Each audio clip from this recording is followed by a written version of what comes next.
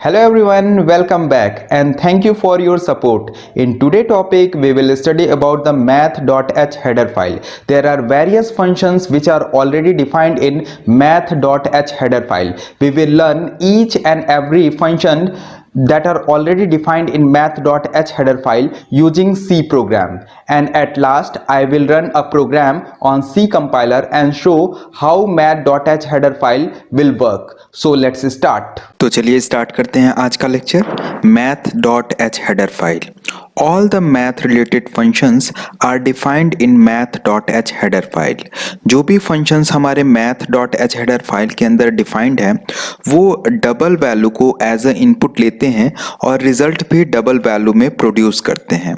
अगर हम integer, float या लॉन्ग डबल में वैल्यू को इनपुट देना चाहते हैं तो हम उसको कॉस्ट ऑपरेटर का यूज करके कन्वर्ट कर सकते हैं। Hash include math.h header file जो है हमारे मैथ रिलेटेड फंक्शन को कंटेन करती है। तो हर एक सी प्रोग्राम में अब जब हम math.h के फंक्शंस को यूज करेंगे तो ये हेडर फाइल जरूर इंक्लूड कराएंगे। ये हमारे मैथ हेडर फाइल के अंदर फंक्शंस जो ऑलरेडी डिफाइंड हैं वो हैं और एक एक करके हम इसको समझेंगे और इसके प्रोग्राम को भी करेंगे।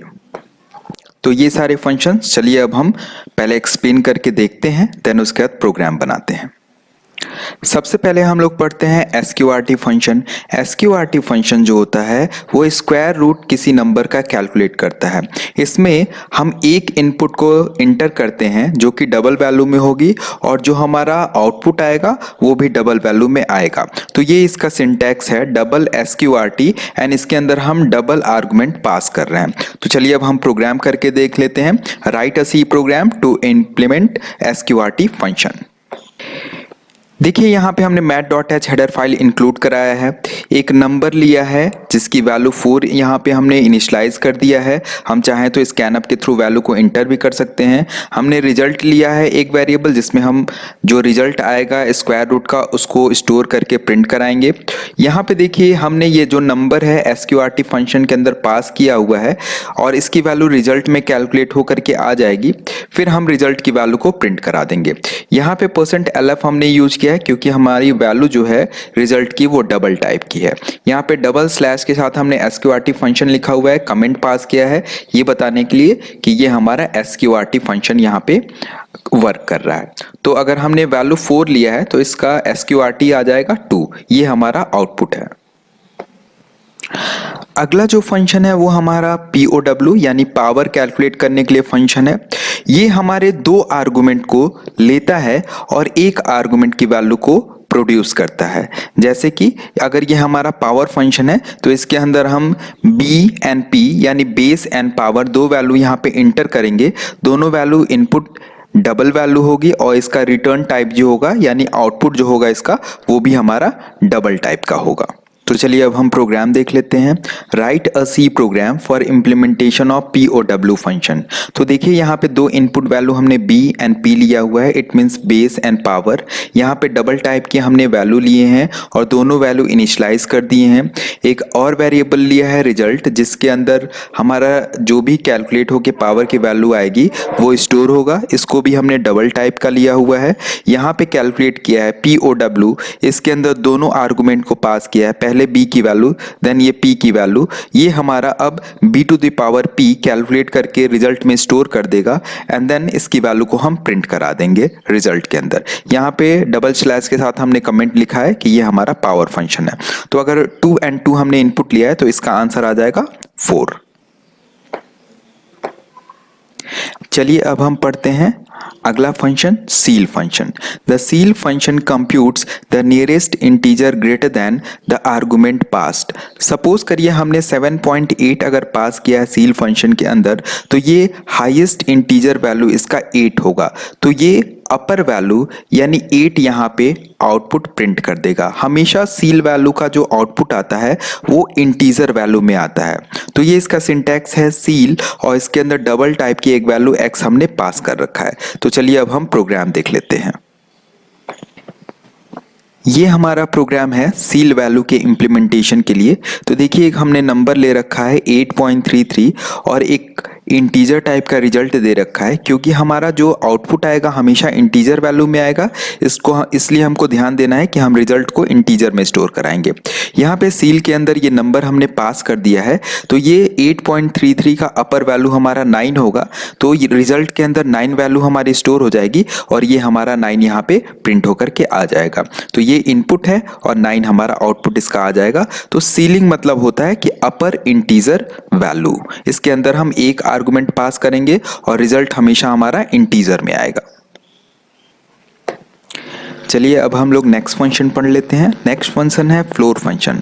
जैसे सीलिंग वैल्यू नियरेस्ट अपर इंटीजर वैल्यू को रिप्रेजेंट करता था, वैसे ही हमारा फ्लोर जो होगा नियरेस्ट इंटीजर लेस वैल्यू को हमारे रिप्रेजेंट करेगा। जैसे कि हमारा 7.3 अगर दिया गया है तो ये 7 प्रिंट करेगा, क्योंकि इसकी लेस इंटीजर वैल्यू 7 है। इसका भी आंसर हमेशा इंटीजर में आएगा और इसके अंदर हम एक सिंगल आर्गुमेंट को पास करेंगे। देखिए यहाँ पे हमने दो वेरिएबल लिया है, एक इंटीजर टाइप का नंबर लिया है और एक रिजल्ट स्टोर कराने के लिए हमने इंटीजर टाइप का रिजल्ट लिया है। फ्लोर के अंदर एक आर्गुमेंट हमने नंबर को पास किया है। यहाँ पे हमारा रिजल्ट में आउटपुट आ जाएगा और हम इसको जब प्रिंट कराएंगे तो 8.33 की हमारी वैल्यू जो है 8 यहाँ पे प्रिंट कर जाएगी, यानी lower integer value, less integer value यहाँ पे हमारी 8.33 की हमारी 8 आएगी, तो 8 आंसर आ जाएगा। नेक्स्ट फंक्शन है हमारा एफ मॉड।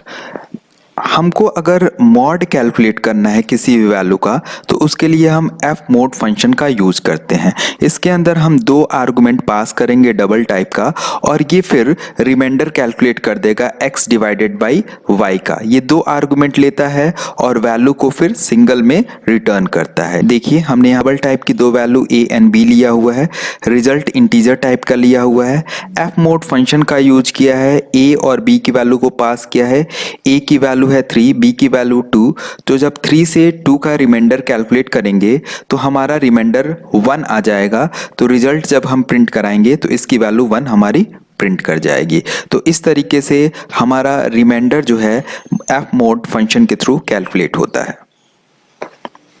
नेक्स्ट फंक्शन पढ़ लेते हैं। नेक्स्ट फंक्शन है हमारा FABS फंक्शन। FABS फंक्शन जो होता है वो एब्सोल्यूट वैल्यू को रिटर्न करता है। इसमें हम आर्गुमेंट को डबल में देंगे और जो वैल्यू हमारी रिटर्न होके आएगी वो भी डबल में आएगी। इसके अंदर हम सिंगल वैल्यू को इंटर करते हैं और हमारा रिजल्ट सिंगल वैल्यू में डबल में वो प्रिंट होकर के आ जाता है। तो FABS फंक्शन जो होता है वो एब्सोल्यूट वैल्यू को कैलकुलेट करता है। सपोज करिए अगर हमने -7 इंटर किया तो उसका आंसर 7 आएगा। कई लोग बोलते हैं कि ABS फंक्शन हमारा यूज होता है एब्सोल्यूट वैल्यू को कैलकुलेट करने के लिए, लेकिन वो math.h हेडर फाइल नहीं, वो stdlib.h हेडर फाइल के अंदर हमारा डिफाइंड है। इसलिए अगर हम ABS फंक्शन यूज करेंगे तो हम stdlib.h हेडर फाइल इंक्लूड कराएंगे, और अगर हम FABS यूज करेंगे तो हम math.h हेडर फाइल इंक्लूड कराएंगे। चलिए अभी जो हमने FABS फंक्शन पढ़ा है उसका इम्प्लीमेंटेशन देख लेते हैं। यहाँ पे हमने डबल टाइप की एक वैल्यू ले रखा है जिसको हमने नम के अंदर -9 स्टोर कराया है, एक रिजल्ट इंटीजर टाइप का ले रखा है। तो जब FABS फंक्शन कैलकुलेट करेगा तो ये 9 की वैल्यू को -9 की वैल्यू को 9 कर देगा और वो रिजल्ट में स्टोर हो जाएगा, और इसकी वैल्यू -9 की जगह पे 9 प्रिंट कर जाएगी, यानी एब्सोल्यूट वैल्यू प्रिंट कर जाएगी। अगला जो फंक्शन है वो है EXP function. Actually the EXP function computes the exponential. तो इसके अंदर हम एक आर्गुमेंट पास करेंगे डबल टाइप का और वो उसका रिजल्ट हमको प्रोड्यूस कर देगा। आर्गुमेंट निगेटिव भी हो सकता है और पॉजिटिव भी हो सकता है। तो चलिए EXP फंक्शन को हम प्रोग्राम के थ्रू दिखा देते हैं। यहाँ पे हमने डबल टाइप का एक नंबर ले रखा है, इसको EXP के अंदर पास किया है और रिजल्ट के अंदर ये स्टोर हुआ है। तो जब हम 12 की वैल्यू इसके अंदर पास करेंगे तो इसका ये एक्सपोनेंशियल हमारी वैल्यू ये प्रिंट करके आ जाएगा। अगला फंक्शन है हमारा log function. The log function computes the natural logarithmic of an argument. तो लॉग फंक्शन के अंदर सिंगल आर्गुमेंट को हम पास करते हैं और ये सिंगल वैल्यू को रिटर्न करता है यहाँ पे। तो चलिए अब हम प्रोग्राम करके देख लेते हैं। देखिए एक हमने डबल टाइप का नंबर ले रखा है, इसकी वैल्यू को लॉग के अंदर पास किया है और ये रिजल्ट के अंदर स्टोर हो गया है। तो जब हम 5.6 वैल्यू इंटर करेंगे या फिर यहाँ पे हमने पहले ऑलरेडी इनिशियलाइज कर रखा है तो इसका आंसर 1.72 आ जाएगा। नेक्स्ट हमारा फंक्शन है log बेस 10x, यानी अगर हमको अब log की वैल्यू बेस 10 में कैलकुलेट करनी है तब इसके लिए हम कैसे इसका इम्प्लीमेंटेशन करेंगे। इसके अंदर भी हम सिंगल आर्गुमेंट को पास करते हैं और हमारी वैल्यू फ्लोट में रिटर्न होकर के आ जाएगी। तो यहाँ पे देखिए हमने लिखा है log 10 और इसके अंदर आर्गुमेंट पास कर दिया है। तो देखिए यहाँ पे हमने log बेस 10x का इम्प्लीमेंटेशन किया है। यहाँ एक नंबर हमने डबल टाइप का ले रखा है, इसको हमने इस फंक्शन के अंदर पास किया है और इसके बाद ये रिजल्ट में इसकी वैल्यू स्टोर होगी। इसको प्रिंट कराएंगे तो ये जैसे हमने यहाँ पे 10 लिया था तो 10 बेस 10 की वैल्यू 1 होती है, तो ये 1 यहाँ पे प्रिंट होकर के आ जाएगा। नेक्स्ट फंक्शन है हमारा CBRT फंक्शन। जैसे SQRT से स्क्वायर रूट कैलकुलेट करते थे वैसे CBRT से हम cube root of a number calculate करेंगे। इसके अंदर भी हम सिंगल आर्गुमेंट डबल में लेंगे और उसका आंसर जो है हमारा डबल में रिटर्न होकर के आ जाएगा। तो ये हमारा CBRT फंक्शन है, इसके अंदर हमने एक डबल टाइप का आर्गुमेंट पास कर रखा है। अब हम CBRT फंक्शन का इम्प्लीमेंटेशन देख लेते हैं। यहाँ पे हमने एक डबल टाइप का नंबर ले रखा है, इसकी वैल्यू 3 इनिशियलाइज किया है। यहाँ पे एक डबल टाइप का रिजल्ट ले रखा है। अब CBRT फंक्शन के अंदर जब हम नम की वैल्यू पास करेंगे तो ये इसका CBRT कैलकुलेट करेगा और जब हम रिजल्ट प्रिंट कराएंगे तो ये 3 की वैल्यू को 1 हमारा कैलकुलेट कर देगा। नेक्स्ट जो हमारा फंक्शन है वो है हमारा साइन h फंक्शन। ये जो हमारा होता है वो hyperbolic value of sine calculate करता है। तो साइन कॉस टेन तीनों हमारे सेम टाइप के फंक्शन यूज होते हैं, बस उस साइन के जगह पे हम साइन h का यूज करते हैं, कॉस के जगह पे कॉस h और टेन h के जगह पे टेन h वैल्यू को पास करते हैं।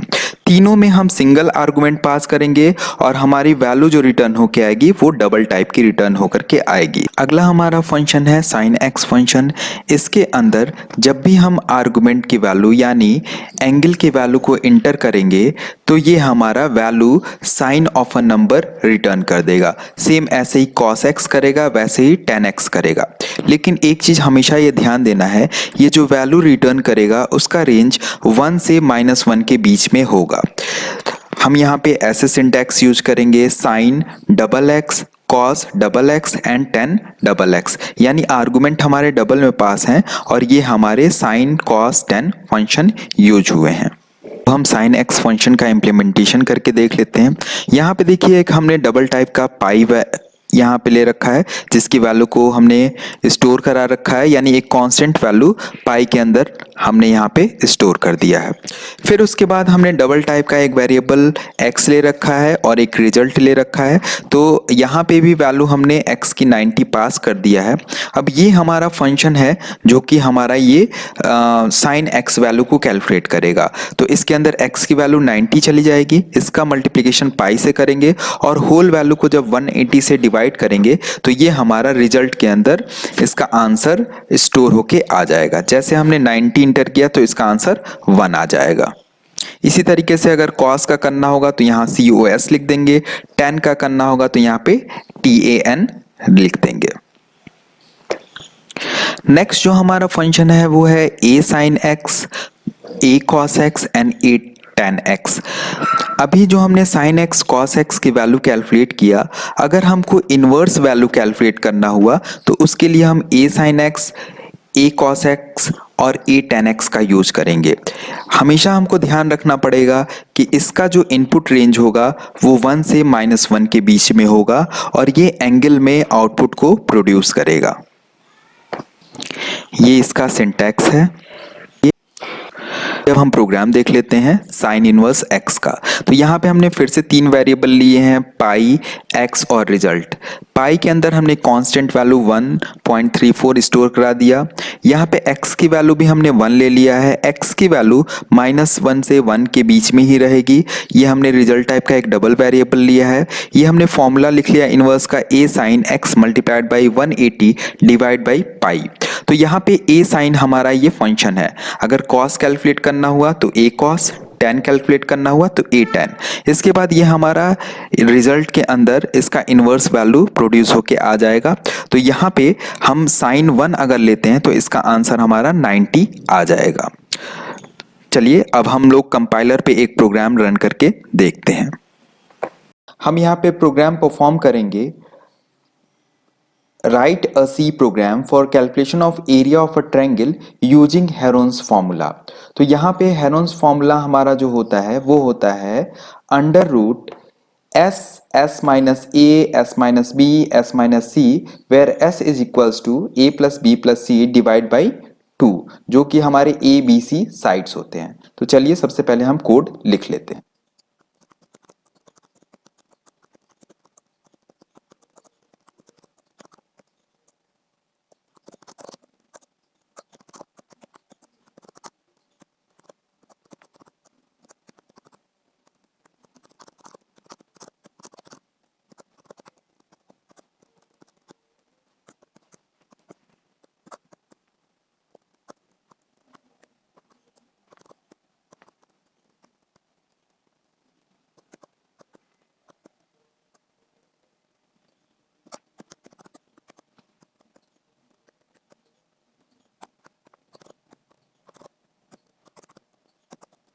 तो चलिए अब हमने कोड लिख लिया है। अब सबसे पहले हम इसको सेव कर लेते हैं। हमने यहाँ पे कोड को सेव कर लिया है। अब इसके बाद हम इसको एक बार समझ लेते हैं। देखिए यहाँ पे सबसे पहले कोनियो और स्टूडियो हेडर फाइल के साथ math.h हेडर फाइल भी हमने यहाँ पे इंक्लूड कराया है, क्योंकि हम SQRT मैथ फंक्शन के अंदर जो डिफाइंड है उसको यूज किया है। यहाँ पे हमने 5 वेरिएबल्स लिए हुए हैं a, b, c, s and area. ये हमारे जो वेरिएबल्स हैं 3 a b c, इसको हमने इंटीजर, एंड 2 जो हमारे वेरिएबल्स हैं s एंड एरिया, इसको हमने फ्लोट में लिया है। हम अगर चाहते तो ऑल 5 वेरिएबल्स को हम इंटीजर या फ्लोट ले सकते थे, लेकिन जब हम s is equals to a plus b plus c calculate करेंगे तो इसकी वैल्यू हमेशा फ्लोट में आएगी, एंड एरिया में SQRT लगा है तो इसकी वैल्यू भी हमेशा फ्लोट में आएगी। इसलिए हमने आंसर को प्रिसाइज करने के लिए यहाँ पे फ्लोट वैल्यू का यूज किया है। तो सबसे पहले हम साइड की जो वैल्यू है ए बी सी उसको इंटर कर लिए। 3 वैल्यू इंटर किया है, इसलिए 3 बार %d लगाया है, स्पेसिफायर है इंटीजर का। फिर हमने कैलकुलेट किया s is equals to a plus b plus c divide by 2। यहाँ पे देखिए a plus b plus c को हमने एक ब्रैकेट के अंदर लिखा है। अगर ब्रैकेट के अंदर नहीं लिखेंगे तो देखिए क्या होगा, ये a प्लस बी को जोड़ेगा और c को 2 से डिवाइड करके देन a प्लस बी के अंदर ये इसको ऐड कर देगा। आंसर हमारा गलत आएगा। तो सबसे पहले हमारा arithmetic instruction a plus B plus C जुड़ेगा और पूरी वैल्यू 2 से हमारी डिवाइड होगी। देन इसके बाद हमारा होता है formula area is equals to under root में s s minus a s minus b s minus c। तो SQRT फंक्शन का यूज किया है और इसके अंदर ये आर्गुमेंट पास कर दिया है s multiplied by s minus a multiplied by s minus b multiplied by s minus c। उसके बाद एरिया के वैल्यू को हमने यहाँ पे प्रिंट कर दिया। क्योंकि हमने एरिया को वैल्यू को फ्लोट लिया था इसलिए हमने स्पेसिफायर %f लगाया है। अब चलिए इस प्रोग्राम को हम पहले कंपाइल करके देख लेते हैं कि कोई गलती तो नहीं है। बिल्कुल सही है, एरर्स हमारे 0 हैं। अब इस प्रोग्राम को हम रन करके देख लेते हैं। हमने वैल्यू दिया 3, 3 एंड 3, हमारा आंसर आ गया 2.0, जो कि बिल्कुल करेक्ट आंसर है। इस लेक्चर में हम लोग पढ़ेंगे ऑपरेटर्स के बारे में। हमारे सी लैंग्वेज में डिफरेंट टाइप के ऑपरेटर्स पाए जाते हैं जो कि बहुत यूजफुल हैं। अगर आपने अब तक मेरा चैनल सब्सक्राइब नहीं किया है then please subscribe it, like, share and comment on my videos, and thank you for watching my video. Thank you.